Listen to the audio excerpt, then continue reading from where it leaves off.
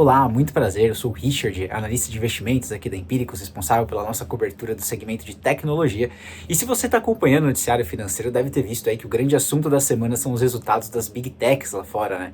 Então ontem a gente começou aqui essa maratona de números importantes, com os resultados da Microsoft e do Google. Deixa eu comentar para você rapidinho o que rolou em Microsoft.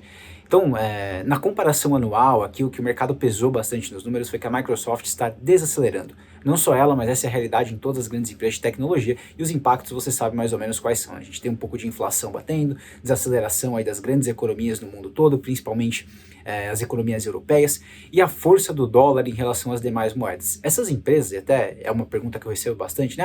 Por que você só investe em empresas americanas e tal? Não é que a gente só investe em empresas americanas, essas empresas estão listadas nos Estados Unidos, porém são empresas globais, né? A Microsoft é uma empresa com operações no mundo inteiro, é uma empresa que é líder de mercado no mundo inteiro. Então, quando o dólar se fortalece contra todas as cestas de moedas globais aí praticamente, né, isso serve para ela ali como que um vento na cara, né, o que impede um pouco o crescimento da Microsoft. Então, quando a gente olha no consolidado, a Microsoft cresceu 11% as receitas dela na comparação anual, somando um pouco mais de 50 bilhões de dólares. Quando a gente olha esse valor ajustado pelo câmbio, ou seja, se a gente fizer uma continha ali mantendo o câmbio constante na comparação anual, a Microsoft teria crescido mais de 16%. O grande fator negativo dos resultados, sem dúvida, vem do segmento de devices, né, da Microsoft. Então as vendas de PC caíram muito na comparação anual.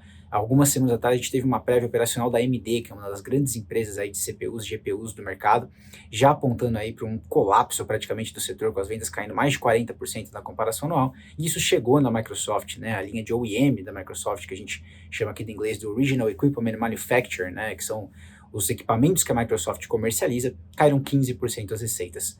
Outro ponto negativo no resultado foi mais uma vez o segmento de games, né? O Xbox caiu cerca de 3% na comparação às receitas consolidadas ali da vertical de negócios. E os pontos positivos, mais uma vez, foram softwares da Microsoft, tanto na parte pessoal quanto no Enterprise e no segmento de nuvem. O Azure postou um crescimento de 42% na comparação anual. O Azure é a suíte de produtos da Microsoft para infraestrutura em nuvem, né? Esse número de 42% ele não considera o efeito cambial. Se a gente ajustar pelo câmbio, esse crescimento foi de 35%. Esse foi o segundo trimestre consecutivo em que a Microsoft veio com um número no segmento de infraestrutura em nuvem um pouco abaixo do que o mercado estava esperando. Os analistas ontem, no call de resultados com os executivos, pressionaram bastante por respostas, mas todas elas foram bastante vagas, bastante genéricas. Depois da teleconferência, a ação que estava caindo 2% lá fora passou a cair praticamente 7%. O mercado ainda não abriu enquanto eu gravo esse vídeo para você, mas provável que esse seja um pouco da dinâmica nas ações da Microsoft hoje. Por quê? O guidance para o próximo trimestre, então a Microsoft tem esse hábito, né, de fornecer para os investidores um guidance trimestral, ele veio 6% abaixo do que o mercado estava esperando. Ou seja, a Microsoft não deu muito detalhe do mix, pesou ali, já falou um pouco, ainda deve ser mais um trimestre muito ruim para a gente na parte de PCs, mas não deu muito guidance além disso.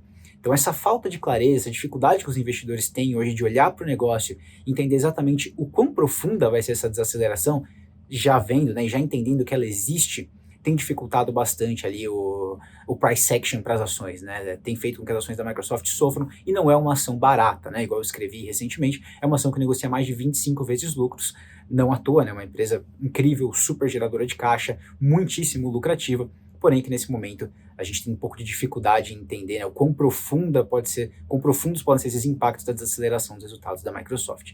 Só de referência para você, entre 2008 e 2009, quando foi a grande crise financeira, as Big Techs, na época, que não eram tão bigs igual elas são hoje, né, mas já eram grandíssimas empresas naquele momento, tiveram lucros ali encolhendo na média de 2 a 3% anual, ou seja, passou longe de ser um desastre.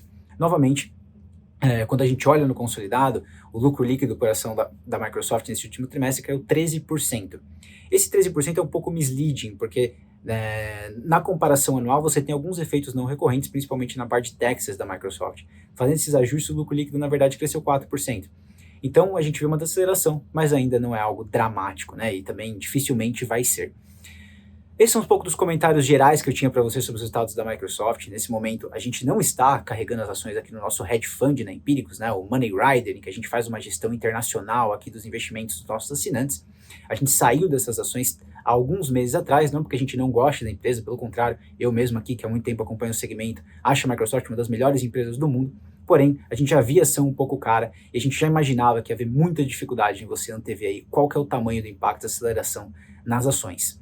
Estamos de olho e loucos para voltar para essa ação na hora que o valuation dela permitir. Grande abraço!